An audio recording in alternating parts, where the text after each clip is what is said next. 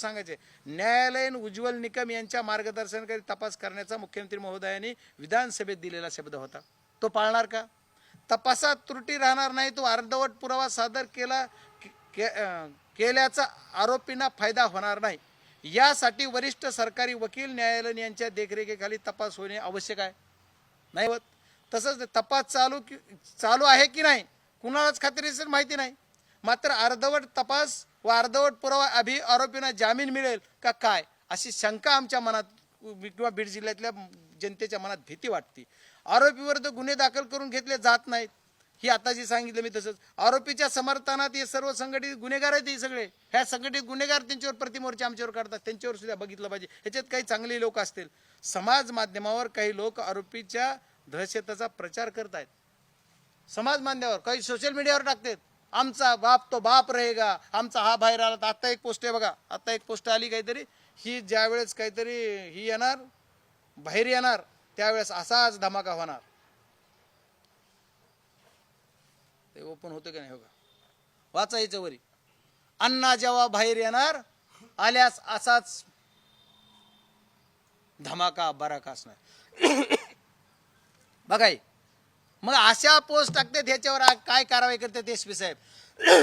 म्हणजे हे वा बाहेर येणार आहे ती जवळपास यांना माहीत झालं कसं बोललं जाते. म्हणजे यांना सर्व आरोपीला आरोपीला मदत करायची का, सहकार्य करायचे का, अशा सर्व गोष्टीचा मला शंका येते.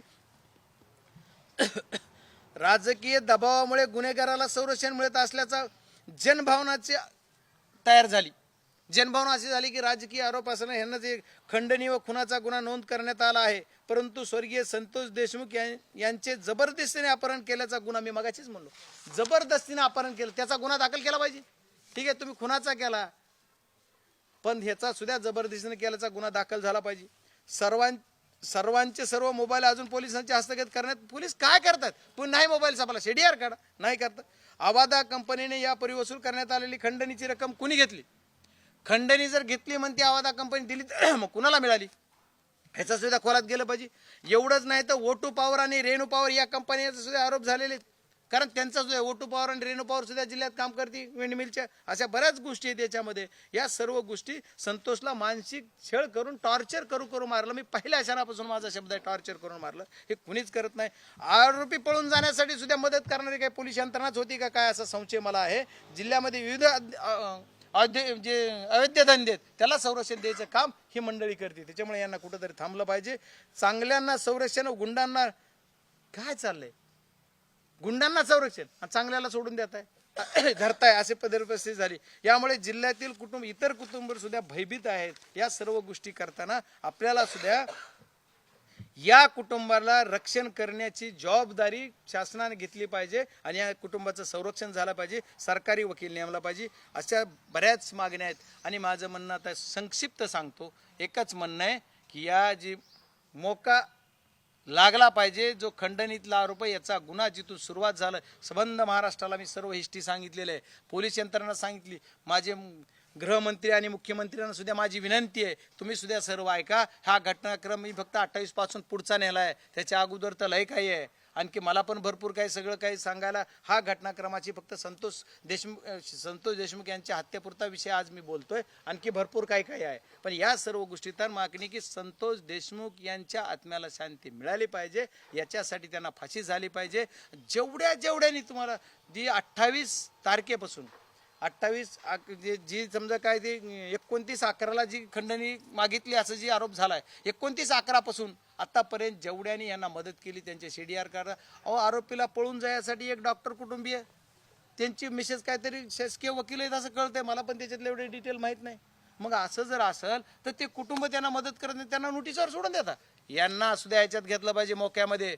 हे सर्व ज्यांच्याशी कॉल डिटेल झालेत, कारण हे म्हणतात आमचं काही वाकडं होत नाही असं जर बोलतात, त्याच्यामुळे लोकांमध्ये आज संतोष देशमुखची हाल का झाले. संतोष देशमुखला भीती वाटते, थरथर करायला पोरगा तो काय की बाबा उद्याच्याला येऊन माझं घर संपवतील, त्याच्यापेक्षा मी मरतो. मी ठरलो नाही, मी कार्यक्षम ठरलो नाही, कार्यक्षम दिसू दिलो नाही किंवा माझ्या भावाला मी न्याय देऊ शकलो नाही, त्याच्यामुळे मीच मरतो अशी त्याच्यात भावना निर्माण झाली. ही भावना काढायचं काम मायबाप पोलिसांनी मायबाप सरकारने केलं पाहिजे आणि याच्यासाठी ह्याला मोकोकामध्ये अटक केलं पाहिजे. 1 ते 7 आणि 8 नाही, ही 100 जणांची 200 जणांची टोळे 11 लोकांची यादी मी SP-ना पण दिली की जे परळीमध्ये काय धंदे करतात, त्यांना काय काय पुरवतात, कुठं काय काय रात्री अपात्री काय काय विषय होते त्यांची ही सगळी जी यादी आहे ह्यांचे काढा. हे कुठून कुणाला पैसे जातात, कुठून गोळा होतात, कुठून कुठून पैसे येतात, ही जर सगळं काढलं ना तर महाराष्ट्र हादरून जाईल.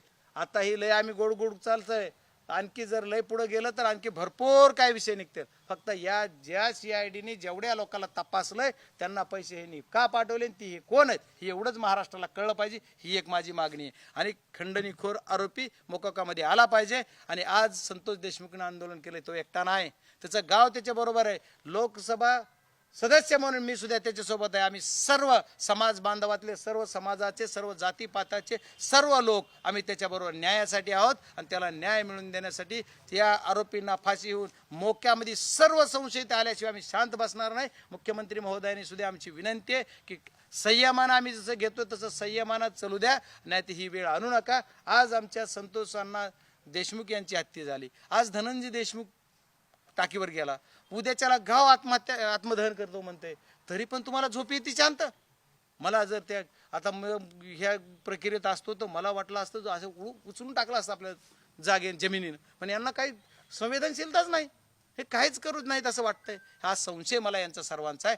SP साहेबांना सुद्धा विनंती आहे, तुमच्या काळात आणखी राग चालू आहे, आणखी रीती चालू आहे. मी SP साहेब, परळीची राग कुणाकुणाच्या दारात आहे, कुणाकुणाचा स्टॉक आहे, ती सगळा जप्त करा. आणि ही सगळा राग जप्त केली, ह्यांचे पैशाचे सोर्स अवैधरित्या जो पैसा मिळणार आहे तो बंद होईल. एवढं तुम्ही सर्वांनी जर केलं तर बीड जिल्हा स्वच्छ होईल आणि या मारेकऱ्यांना फाशी मिळेल. आणि एवढीच माझी इच्छा आहे. आणि हे सर्व गोष्टी करतील असं मला वाटतं. याच्यापेक्षा आणखी काही विषय आहेत पण जरा पुढे ठेवतो. आणि मला वाटतं की मी माझं निवेदन महाराष्ट्राला जेवढं द्यायचं होतं तेवढं मी आज दिलेलं आहे. खूप खूप धन्यवाद. देश विदेशातील प्रत्येक घडामोडींचे लाईव्ह अपडेट मिळवण्यासाठी आता साम टीव्हीच्या सर्व सोशल मीडिया प्लॅटफॉर्मला लाईक, फॉलो आणि सबस्क्राईब करा. तसंच सर्व नोटिफिकेशनसाठी बेल आयकॉन प्रेस करायला विसरू नका.